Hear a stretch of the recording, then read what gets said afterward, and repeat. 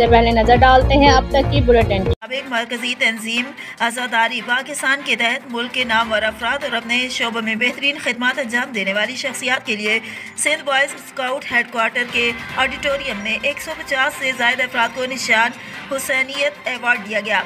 मरकजी तंजीम आज़ादारी पाकिस्तान के सदर SM Naqi, general secretary Abbas Haidar chief organiser थे। तकरीब के मेहमान खुसूसी वज़ीर आला सिंध के मुआवन वकार मेहदी थे। तकरीब में अल्लामा बाकिर ज़ैदी, कौसर न्याजी, महशर लखनवी, अल्लामा नाजिर तकवीर, निसार कलंदरी, अल्लामा महमूद मौसवी, इब्रार हुसैन नकवी, आलिम शाह जी समेत दीगर अहम शख्सियात ने शिरकत की।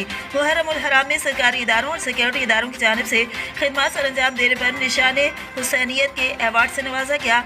तकरीब में उलमाए किराम, ज़ाकिरीन, स्काउट, खवातीन समेत दीगर शोबों में बेहतरीन खिदमत सर अंजाम देने पर निशान हुसैनियत अवार्ड से नवाजा गया। मेहमान खुसूसी वकार मेहदी का कहना था कि निशान हुसैनियत अवार्ड मेरे लिए सबसे बड़ा एजाज़ है। मैं इन तमाम अफराद का शुक्रगुजार हूँ जिन्होंने मुझे इस काबिल समझा।